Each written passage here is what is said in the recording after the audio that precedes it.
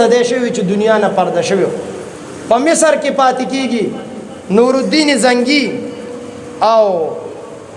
په 1144 عیسوی کې دی پیدا شوی حضور مبارک خوب کې د شپې نور الدین زنگی ته راغی ورته وی نور الدین زنگی په مصر کې څه کې مدینه منورې ته راځه په خبره خو پوهیږي کنه حضور مبارک خپل دوست هم پیژني خپل دشمن هم پیژني ورته وی نور الدین زنگی مصر کې څه کې مدینه منورې ته راشه دغلته څه کې نور الدین زنگی ډېر په عبادت کې را پاسېد تهجد منځ وکړو چې منځ وکړو ډېر پریشان دی واپس ود شو چې واپس ود شو دربار رسالت کې بیا شمه بل شو او دیدار د کونینو سردار نصیب شو د کونینو سردار ورته فرمای نور الدین ته په مصر کې څه کې مدینه منورې ته راځه قربان صلی راشمه دو کسان ورته خود سو کسان دو کسان ورته خود لوی لوی ګری پریخي وي سپینې جامې اچولې وي تسبیح اړولې ورته خود چې دا دو کسان دي ته وګوره نور الدین زنگی په مصر کې دي لکونو کروڑونو خلق مومنان مسلمانان په دنیا باندې آباد دي انتخاب په مصر کې د یو نور الدین شو سحر چې را پاسې دو نور الدین زنگی ځان سره 13 کسان 30 کسان مرګري کو اسونو باندې سوار شو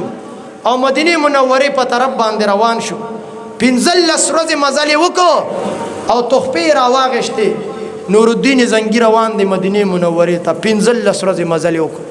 15 دن مزل وکړو 14 ورځ سحر شو مدینه منورې د جانان وطن ته داخل شو چې داخل شو د حضور مبارک روزه ته لاړ خلکو کې خبره خوره شو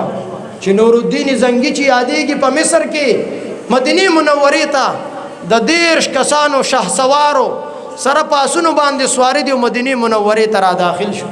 14 ورځ دا سحر وخت دی د حضور مبارک روزه ته لاړ سلام وکړو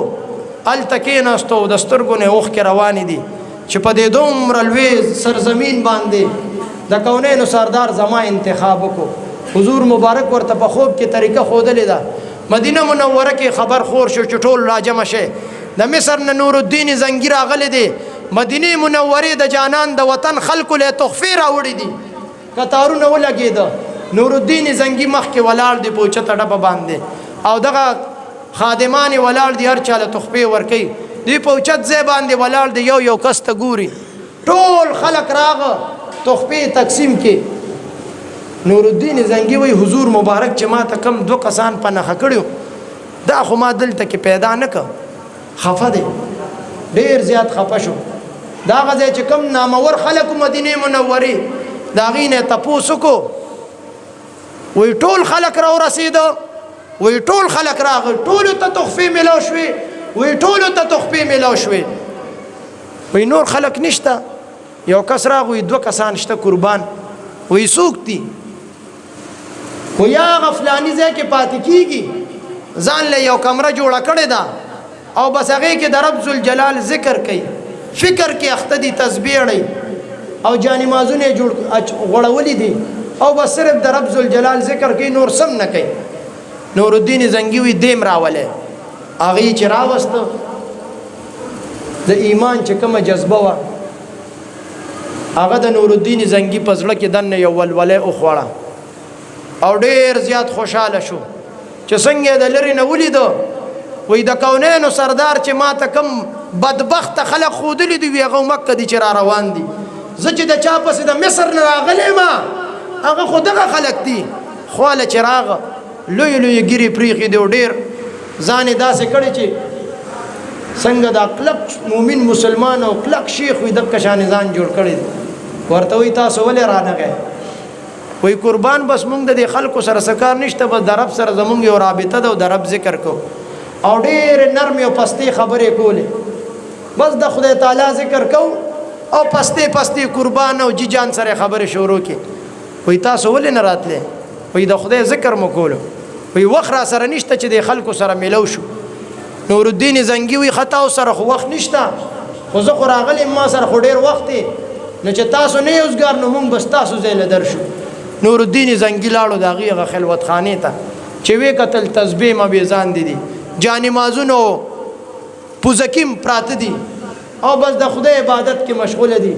نور الدین زنګي چې غیر چاپې وخته او کتل وی چې د کونینو سردار خو ماته دا دوه کسان په ګوته کړو بالکل امدادي خو دلته خدا ماحول بدل دی ماته خدا حرامیان بل شان خودلیو او دا خو بل شان یو کیفیت ته. نور الدین زنګي ته حضور مبارک زین خودلیو خپل دشمنان خو پیجنی ورته ویلو د دې دا جانماز اوچت کا جانماز د ګټونو چوچته کولان دی غټه تخته پرته ده. حضور مبارک ورته فرمایلیو چې لاندې به تختم پرته تخته اوچته کا چې تخته اوچته کا چې وی کتل لاندې او لوی غار تللی دی چې کم طرف ته د حضور مبارک روزه اطهر ده هغه طرف ته سورنګ کنسته. نور الدین زنګي چې وکړه چې دا خو بالکل مغه منظر دی چې کم ماته حضور مبارک په مصر کې کم نقشې چولې هغه ته دن ورننه وته. دوه روایت مورخین لیکلي دي وای داسې دومره دا سورنګ کنسته دا کوم چې زړې زړې کلاګانې دي نو د دې د لاندې حفاظتي سورنګانې کنستي د قلانه باروخ کې وي. څورځي وخت کې مونږ شاهي مسجد ته تلو شاهي کلا ته التم دا سورنګانې وخت کې د قلا د لاندې او د خار نه بهر ته وخت کې دغه رنګ دغل تکم دی یو غار کنسته یو سورنګ او د حضور مبارک روزه ته سیده وخت کې. نور الدین زنګي چې د خپل کسانو سره ورنه وته دوه روایتونه او دوه اقوال مورخین را نقل کړي. یو دا چې د عمر فاروق سے خپې مبارک ښکارا شوی دا ظالمان دومره لري رسیدلی او یاد آوا چې دی دا سورنګان دومره لري پوریستو چې قریب وا چې د حضور مبارک جسد اطهر ته رسیدلی بهر تر وته. نور الدین زنګي ورته وی وایه دا څه فلسفه ده دا تاسو چې دا دومره لري پورې مزل کړي دا خاور سره څه کوي د سرمن نه تیلې جوړ کړي وي د شپې به چې څومره سورنګ کنستو خاورې به راوستي هغه به په تیلو کې چولې په هغه بیکونو د سرمنو کې او په جنت البقیع کې تاریخ لیکي چې په جنت البقیع کې لزر صحابه کرام دفن دي په هغه صحابو باندې به خاورې لګي لګي به په لګ لګ قبرونو باندې لګي لګي خاورې چولې او دغه سورنګ کنستو حضور مبارک ته پته لګیدا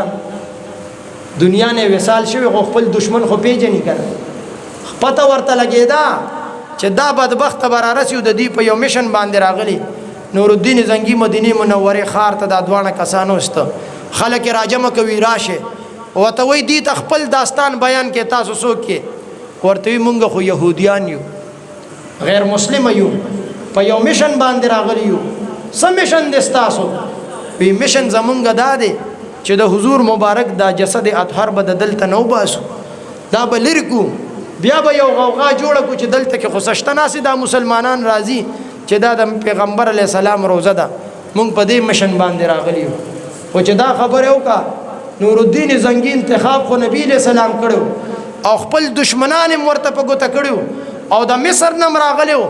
ستړی ستومانه مو غوسه او جلال کې راغلیو خو چې د حضور مبارک د جسد اطهر خبر وکا تور راو وستو د دوانو نه سر قلم کو او چې کلمه کو درې ورځې مدینه منوره کې نور الدین زنګي ګرځېدو او په چغو چغو جړل چې د کونینو سردار په ما باندې څومره لوی احسان وکړو چې په دې دومره لوی مخلوق کې زما انتخاب وکړو دا خدمت زمان اغشتو دا د حضور مبارک د طرف نه چې کله رحمت په جوش کې راشي نو بیا د حضور مبارک طرف نه په دې مخلوق کې چناو کیږي چې د چا انتخاب وکړو چانه خدمت والو او دام دی یاد ساتي چې دشمنان دي حضور مبارک ته ګوره پته لګي که د دنیا نه پردم دی حضور مبارک ته پته لګي چې دا مې دوست او دا مې دشمن دی.